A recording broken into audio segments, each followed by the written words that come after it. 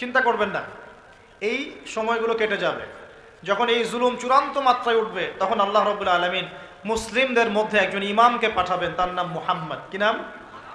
মুহাম্মদ। তাকে মানুষ বলবে আল মাহদি, এটা তার টাইটেল। মাহদি তার নাম নয়, তার নাম হচ্ছে মুহাম্মদ। তার বাবার নাম হবে আব্দুল্লাহ, তার মায়ের নাম হবে আমিনা, ঠিক নবী সাল্লাল্লাহু আলাইহি ওয়াসাল্লামের মতোই। এবং তিনি মুহাম্মদ সাল্লাল্লাহু আলাইহি ওয়াসাল্লামের বংশধরদের মধ্যেই হবেন। মাহাদি চট্টগ্রাম থেকে বের হবে না, মাহাদি বুয়েট থেকে বের হবে না, বাংলাদেশ থেকেও তো দু চারটা মাহাদি অলরেডি বের হয়ে গেছে, বের হয় নাই? আর মাহাদি আরবি ভাষায় কথা বলবে। কি ভাষায় কথা বলবে? পাঞ্জাবি ভাষায় কথা বলবে না। আমাদের পাঞ্জাব থেকে একটা মাহাদি বের হয়েছিল ইংরেজদের সময়, ব্রিটিশ আমলে। সে বলেছে আমি মাহাদি, আমি ঈসা, নাউজুবিল্লাহ। পরে দাবি করেছে সেই নবী। আর বাংলার মাটিতে এদের দাওয়াত এখন খুব জোরে জোরে চলছে। নাম দিয়েছে আহমেদিয়া মুসলিম জামাআত, নাম শুনেছেন নাকি? তাদের এই নেতা দাবি করেছিল সে মাহাদি, সেই ঈসা, নাউজুবিল্লাহ। তো মাহাদি আরবি ভাষায় কথা বলবে ভাই, আর মাহাদি হবেন আরব মায়ের সন্তান, পাঞ্জাবি মায়ের সন্তান না। পাঞ্জাবি ভাষায় কথা বলবে না, বাংলা ভাষায় কথা বলবে না। তিনি মদিনা থেকে আসবেন। কোত্থেকে? তিনি দায়িত্ব নিতে চাইবেন না, বরং পালিয়ে আসবেন মক্কায়। মানুষ তাকে জোর করে দায়িত্ব দিবে। আপনারা যারা হজ করেছেন, কাবা ঘরের এই যে তাওয়াফ তো করেছেন মাশাআল্লাহ, তাওয়াফ এবং এই যে আপনার মাকামে ইব্রাহিম, এর মাঝখানে ইমাম মাহাদিকে তারা পেয়ে যাবে এবং সেখানে তার হাতে বায়াত নেওয়া হবে এবং তিনি মুসলিমদেরকে ঐক্যবদ্ধ করে এই জুলুমের এগেনস্টে যুদ্ধ করবেন ইনশাআল্লাহ। বিশ্ব এখন অনেক কিছু দেখা বাকি আছে, হতাশ হবেন না। বিশ্বে এখন অনেক কিছু ঘটা বাকি আছে। মহামারী হয়েছে, জালজালা হবে, হ্যাঁ আল্লাহ পাকের আযাব গজবগুলো আসবে, নৈতিকতার অবক্ষয় হবে, জুলুম বাড়বে, ঘরে ঘরে ফিতনা ছড়িয়ে পড়বে। এর মধ্যেও আসহাবুল কাহাফের মতো কিছু মানুষ ঈমানও ধরে রাখবে ইনশাআল্লাহ। আল্লাহ পাক যাদেরকে দিয়ে কাজ নিবেন, আল্লাহ পাক তাদেরকে তৈরি করবেন। নতুন প্রজন্ম আল্লাহ পাক নিয়ে আসবেন। কোরআনকে কেউ মিটিয়ে ফেলতে পারবে না, সুন্নতকে কেউ মিটিয়ে ফেলতে পারবে না। এটা পৃথিবীতে থাকবেই ইনশাআল্লাহ। প্রত্যেক দেশে দেশে, জেলায়, থানায়, প্রত্যেকটা জায়গায় আল্লাহ ভীরু কিছু মানুষ থাকবে ইনশাআল্লাহ। আল্লাহ পাক তাদের অন্তরের মধ্যে গায়েবী একটা মিল বন্ধন দিয়ে দিবে ইনশাআল্লাহ। এভাবে চলতে থাকবে সময়। যখন ইমামুল মাহদি আসবেন তখন বিশ্বে যুদ্ধ বিগ্রহ চলতে থাকবে, অনেক ব্যাপক যুদ্ধ চলতে থাকবে।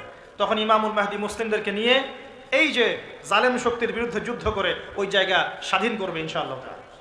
কিন্তু তারপরেও দাজ্জালকে হত্যা করা যাবে না। দাজ্জাল খুবই শক্তিশালী হবে এবং তার অনুসারীরা হবে প্রচণ্ড শক্তিশালী। তখন আল্লাহ রাব্বুল আলামিন এই মিথ্যা মাসিহকে মেরে ফেলার জন্যে আল্লাহ পাক আসমান থেকে সত্য মাসিহ ঈসা আলাইহিস সালামকে আবার পাঠাবেন। বলেন সুবহানাল্লাহ। আল্লাহ রাব্বুল আলামিন সূরা মাঈদার মধ্যে বলেছেন ওয়ামা কাতালুহু ওয়ামা সালাবুহু, তারা তাকে হত্যাও করে নাই, ক্রুশবিদ্ধও করে নাই। বাল রাফাআহু আল্লাহু ইলাইহি, বরং আল্লাহ পাক তাকে তার দিকে উঠিয়ে নিয়েছেন। সুবহানাল্লাহ। তিনি কোথায় আসবেন? তিনি সিরিয়াতে নামবেন। কোথায়? সিরিয়ায়। এই যে টার্কি এবং সিরিয়ার জায়গায় যেখানে ভূমিকম্প হলো, সবাই তুরস্ক নিয়ে অনেক বেশি ব্যস্ত, কিন্তু সিরিয়াতে কিন্তু অনেক ক্ষতি হয়েছে, এদিকে মানুষ দেখছে না। আর সিরিয়ার মানুষদের কি যে দুর্ভোগ, কি যে দুর্দশা, এটা দেখার জন্য শুধু আল্লাহই আছেন, আমরা কেউই নাই। এটা দেখার জন্য শুধু আল্লাহ আছেন, আর কেউ নাই পাশে। এই 12-14 বছরের যুদ্ধ বিগ্রহে যা হয়েছে সিরিয়ার অবস্থা, ওইটাকে খেলার মাঠ পেয়েছে পশ্চিমারা। এই মাঠের মধ্যে তুরস্কও ঢুকে গিয়েছিল, এটাও একটা শাস্তি হতে পারে। ন্যাটোর সাথে ঢুকে সেও এখানে হামলা চালিয়েছে, এটাও হতে পারে, আল্লাহ ভালো জানেন। সিরিয়ার মাজলুম শিশুদেরকে আকাশের নিচে রাত কাটাতে হয়, 3 দিনে একবার খাবার পায় তারা। একই অবস্থা ইয়েমেনেও আছে। ইয়েমেনে যে বলা হয় যে 5 থেকে 6 লক্ষ মানুষ মারা গেছে বিগত গৃহযুদ্ধে 2010 সাল থেকে। আর সেখানে যতজন মানুষ মারা গেছে তার মধ্যে 60% হচ্ছে বাচ্চা। তো এই বাচ্চাদের কি দোষ ছিল? তারা কি জানতো শিয়া কাকে বলে, সুন্নি কাকে বলে? তারা কি জানে দুনিয়া কি, আখেরাত কি? তারা কি জানে কোনটা হক কোনটা বাতিল? তারা তো জানে যে মায়ের বুকের দুধ খেতে হয়, দুধের বাচ্চাগুলো দুধ পায় না, মায়েরা দুধ দিতে পারে না, খাবার নাই, দুর্ভিক্ষ। এই সংকটের জন্য কে দায়ী? আল্লাহ না মানুষ? কে দায়ী? যাহারাল ফাসাদু ফিল বাররি ওয়াল বাহরি বিমা কাসাবাত আইদিন নাস। আল্লাহ পাক বলছেন জলে স্থলে যে বিপর্যয়গুলো ছড়িয়ে পড়েছে এগুলো মানুষের হাতের কামাই। কার হাতের কামাই? মানুষের হাতের কামাই। একই অবস্থা ইরাকেও ছিল, মনে আছে? সাদ্দাম হোসেনের কাছে পারমাণবিক অস্ত্র আছে বলে কত নাকি করা হলো, করে লক্ষ লক্ষ মানুষকে মেরে ফেলা হলো। পরে বললো আমরা সরি, আসলে সেখানে কোনো অস্ত্র ছিল না, we are sorry for that. তারা বলে দিল আমরা এর জন্য সরি, ব্যাস লক্ষ লক্ষ মানুষের রক্ত ঋণ শোধ হয়ে গেল। আবু গারিব নামে একটা কারাগার ছিল, এখনো আছে। ওই কারাগারের মধ্যে মুসলিমদেরকে ঢুকিয়ে যে নির্মম নির্যাতন করা হতো আপনারা জানেন না। পাকিস্তানের একজন ডক্টর মহিলা, ওই যে উনি নিউরো মেডিসিন ডক্টর আফিয়া, উনাকে মনে হয় 10 থেকে 12 বছর ধরে ওখানে নির্যাতন করা হয়েছে। আপনার বোনকে যদি একবার কেউ খারাপ নজরে তাকায় আপনার কেমন মনে হয়? আপনার মায়ের দিকে যদি কেউ একবার খারাপ নজরে তাকায়, একটা খারাপ মন্তব্য করে, আপনার কি মনে হয়? আপনার স্ত্রীকে যদি কেউ একটু গায়ে টাচ করে চলে যায়, শ্লীলতাহানি করে, টিস করে, আপনার কি মনে হবে? এরকম লক্ষ লক্ষ বোনদেরকে আমাদেরকে এরকম ধর্ষণ করা হয়েছে দিনের পর দিন। গ্যাং রেপ বলে, গ্যাং রেপ মানে একসাথে 10 জন 12 জন মিলে আমাদের বোনদেরকে ধর্ষণ করেছে। মুসলিমরা তো বললাম না, মুসলিমরা পড়ে আছে ওঠেন বসেন নিয়ে, মজা ট্রল এগুলো নিয়ে। সারা বিশ্বে যা হচ্ছে মুসলিমদের সাথে, যদি আমরা সত্যি জানতাম শান্তিতে ঘুমাতেই পারতাম না, আমাদের ঘুম উড়ে যেত চোখ থেকে। বেশি বললেও সমস্যা, বেশি করলেও সমস্যা, কাকেই বলবো, কে বা বুঝবে? দেখা যায় এমন অনেক সময় হয়েছে, অনেক ভালো ভালো নেতা সমাজে এসেছে, আসার পরে জনগণকে বুঝিয়েছে, জনগণ বলেছে ঠিক আমরা তোমার সাথে আছি। যেই সেই নেতার উপর কোনো বিপদ এসেছে, জনগণ নাই, কাকে নিয়ে কি করবেন আপনি? কার সামনেই বা কি বলবো? আমাদের প্রত্যেকটা জেলা বলেন, থানা বলেন, দেশ বলেন, আনাচে কানাচে নিবেদিত প্রাণ মুসলিম ভাই তৈরি করতে হবে, যারা কাজের মানুষ, ঝোঁকে চলে না, আবেগে চলে না, ইস্যু পাগল না, আবেগে চলে না, কাজের অ্যাক্টিভ কিছু মানুষ দরকার, যারা শিক্ষিত, এডুকেটেড, যারা পরিস্থিতি বোঝে, যারা হিকমা বোঝে, যারা নিবেদিত প্রাণ, যারা অর্থ কোরবানি করার মানসিকতা রাখে, শিক্ষা প্রতিষ্ঠান গড়ে তোলে, সোশ্যাল ওয়ার্ক করে, একটা জনসংযোগ যারা গঠন করতে পারে, এমন কিছু মানুষের নেতা আল্লাহ আমাদেরকে দান করুন বলে আমি। এভাবে একদিনের মাহফিল বলেন আর ওই ইস্যু পাগল কোন ইস্যু নিয়ে লাফালাফি করে উম্মার বিজয় হবে না।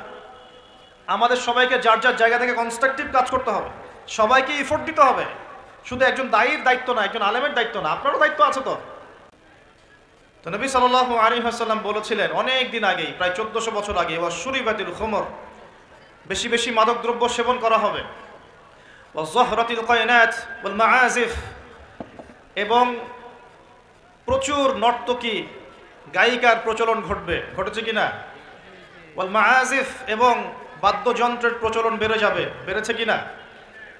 নবীজি অন্য হাদিসে বলেছেন লা ইয়াশরাবান্নান নাস মিন হাযিহিল উম্মাল খামর ইউসাম্মুনাহা বিগাইরি ইসমিহা, এই উম্মতের এক অংশের মানুষ মাদকদ্রব্য সেবন করবে, কিন্তু তার নাম রাখবে ভিন্ন, মাদককে মাদক বলবে না, ভিন্ন নামে সম্বোধন করবে।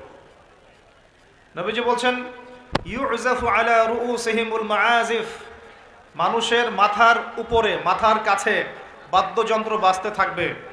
এর ব্যাখ্যা আমরা বুঝতে পারতাম না, এখন বুঝতে পারি। মানুষের মাথার কাছে, কানের ভিতরে কেমন করে বাদ্যযন্ত্র বাজতে পারে, কিভাবে বাজতে পারে? এয়ারফোন, ব্লুটুথ সবার কানে কানে, সবাই গান শুনছে, নাউজুবিল্লাহ। বাদ্যযন্ত্র কানের ভিতরে না? নবীজি 1400 বছর আগে বলে গেছেন ইউজাফু আলা রুউসিহিম বিল মাআজিফ, মাথার উপরে, এখানে কানের কাছে, মাথার উপরে বাদ্যযন্ত্র বাজতে থাকবে। নবীজি বলছেন ওয়াযহরাতিল কায়নাত, এই যে গায়িকা নর্তকী, গায়িকা নর্তকীদের সংখ্যা বাড়তে থাকবে। ওয়াল মাআজিফ, বাদ্যযন্ত্র বাড়তে থাকবে। ওয়াল মুগান্নিয়াত, এবং গান গায় যে মহিলা, এদের সংখ্যা বাড়তে থাকবে। বাড়ছে কি না?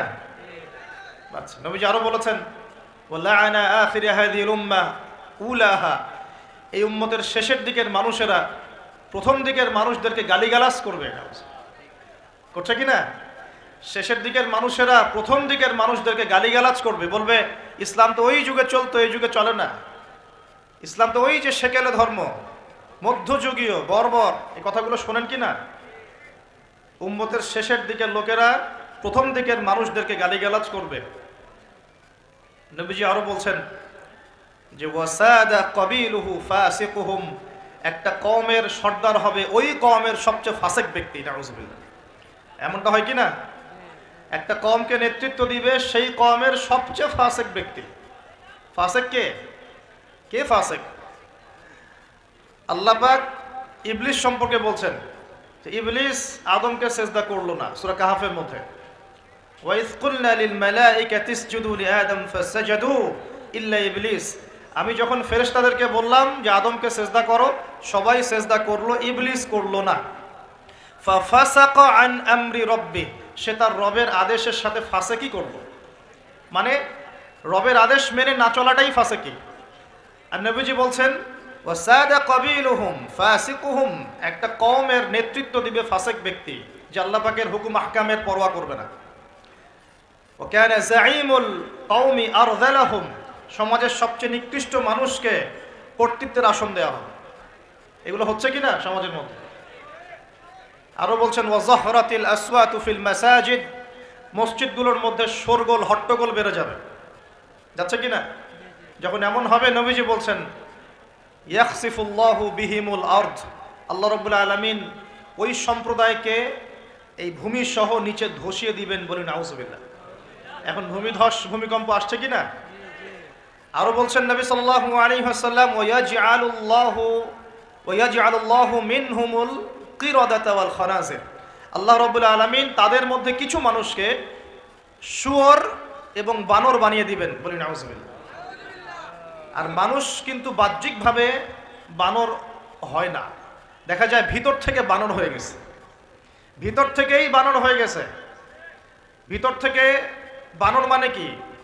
বানর হচ্ছে এমন প্রাণী যে পাবলিকলি জেনা করে, পাবলিকলি জেনা করে। বানরের স্বভাবটা আপনাকে বলছি, বানরের স্বভাব কি? প্রাইভেট লাইফ আর পাবলিক লাইফের পার্থক্য বানর বুঝে না। কোন কাজগুলো প্রাইভেট লাইফে করতে হয় আর কোন কাজগুলো পাবলিকলি করতে হয়, এই কমন সেন্সটা বানরের নাই। আমার কথা কি বুঝতে পারছেন? প্রাইভেট লাইফ মানে যে কাজগুলো আমরা ব্যক্তিগত জীবনে করি, গোপন কাজ। আর পাবলিক মানে যে পাবলিকলি আমরা সবাই বসে আছি এখন, পাবলিক লাইফ। তো প্রাইভেট লাইফ আর পাবলিক লাইফের পার্থক্যটা বানর বোঝে না। আর আল্লাহ পাক কি শাস্তি দিবেন? বানর বানিয়ে দিবেন। সত্যি সত্যি কি মানুষ এখনো বানর হয়েছে? কাউকে দেখেছেন যে মানুষ থেকে বানর হয়ে গেছে? এমন কি হয়েছে এখনো? শুধু সূরা বাকারা একটা দলিল আছে, শনিবারের সীমা লঙ্ঘন করার জন্য আল্লাহ পাক বনু ইসরাইলদের একটা দলকে মানুষ থেকে বানর বানিয়ে দিয়েছিলেন। এই একটা দলিল কোরআনে পাওয়া যায়। এই উম্মতের মধ্যে কখনো শুনেছেন উম্মতে মুহাম্মাদির কোনো ব্যক্তি মানুষ থেকে বানর হয়ে গেছে? এটা হতে পারে মানুষ ভিতর থেকে বানর হয়ে যাবে, অর্থাৎ পাবলিক লাইফ আর প্রাইভেট লাইফের পার্থক্য বুঝতে পারবে না। এমনটা হচ্ছে কিনা? মানুষ এখন পাবলিক লাইফ আর প্রাইভেট লাইফটা একাকার করে ফেলছে না? বিয়ে করেছে, স্ত্রীকে দেখবে সে, ভালোবাসবে সে, স্ত্রী সাজবে তার জন্যে, এগুলো সব প্রাইভেট ব্যাপার। এগুলোকে মানুষ পাবলিক করে ঘুরে বেড়াচ্ছে না? বুঝতে পারছেন না মনে হয়? বাসায় শুয়ে আছেন, স্ত্রীর সাথে গল্প করছেন, প্রাইভেট বিষয়। এটাকে ফেসবুকে ছবি তুলে যারা দিল, সে প্রাইভেট লাইফটাকে পাবলিক করে দিল না? মানুষ প্রাইভেট লাইফ আর পাবলিক লাইফের পার্থক্য বুঝতে পারছে না এখন। নবীজি আরো বলছেন ওয়ায়াজআলুল্লাহু মিনহুমুল কিরাদাতা ওয়াল খানাজির, এবং আল্লাহ পাক তাদের মধ্যে কিছু শুয়োরও বানিয়ে দিবেন। কি বানিয়ে দিবেন? শুয়োর কেমন? ওর সামনে ভালো কিছু দিবেন, ভালো কিছু, ফ্রেশ খাবার দেন, ভালো কিছু দেন, টাটকা খাবে না। বাসি পচা নোংরা আবর্জনা তার সামনে দিবেন, খুব মজা করে করে খাবে। এখান থেকে কি বুঝলাম? এক শ্রেণীর মানুষ বের হবে এই উম্মতে, যারা হালাল জিনিস ওদের কাছে ভালো লাগবে না, হারাম ভালো লাগবে। বুঝতে পারছেন না মনে হয়? হালাল খাবার দেন ভাল লাগে না, হারাম মাদক খেতে হয়, গাঁজা খেতে হয়, ইয়াবা খেতে হয়, ফেন্সিডিল খেতে হয়, না হলে ঘুমিয়ে আসে না। গরুকে চড়াবেন তামাকের মাঠ, তামাক যেখানে চাষ হয়। আমরা ওই যে বান্দরবন ওই এলাকার দিকে প্রোগ্রাম করতে গিয়ে দেখেছিলাম, মানে বিঘার পর বিঘা জমিতে খালি তামাক চাষ হচ্ছে, তামাক। ওই জমিগুলোর মধ্যে গরু ছাগল চড়ে না, কারণ গরু ছাগলও জানে যে এগুলো খাওয়ার জিনিস না। বুঝতে পারছেন কথা? কিন্তু মানুষ গোগ্রাসে খাচ্ছে, ডলছে, খাচ্ছে, টানছে। শুয়োর কেমন প্রাণী? যার সামনে ভালো কিছু দিলে সে খাবে না, খারাপটা দিলে আপনি খাবেন। হালাল ভালো লাগছে না, হারাম ভালো লাগছে। আল্লাহ পর্দাকে হালাল করেছেন, পর্দা ভালো লাগে না, বেপর্দামি ভালো লাগে। আল্লাহ পাক, আল্লাহ রাব্বুল আলামিন ইসলাম নাজিল করেছেন, কোরআন সুন্নাহ ভালো লাগে না, মানব রচিত ধর্ম ভালো লাগে, মানব রচিত বিধান ভালো লাগে। আল্লাহ রাব্বুল আলামিন হালাল খাবার দিয়েছেন, ভালো লাগছে না, খাবারটাকে ম্যানুফ্যাকচার করে ভেজাল দিয়ে খাওয়াতে হবে। আল্লাহ পাক দিয়েছেন পবিত্র সম্পর্ক, পবিত্র সম্পর্ক ভালো লাগে না, অপবিত্র জেনা ভালো লাগে। আল্লাহ পাক দিয়েছেন পবিত্র বৈবাহিক সম্পর্ক, ভালো লাগে না, পরকীয়া ভালো লাগে, জেনা ভালো লাগে, পতিতাবৃত্তি করতে ভালো লাগে। এটা শুয়োরের স্বভাব। কার স্বভাব? এটাই হতে পারে সেই ব্যাখ্যা। আল্লাহ পাক বলছেন, তার নবীর মাধ্যমে জানাচ্ছেন, আল্লাহ পাক এই উম্মতের কিছু মানুষকে বানর বানিয়ে দিবেন, আবার শুয়োর বানিয়ে দিবেন। ভিতর থেকে বানর আর শুয়োর হয়ে যাচ্ছে মানুষ।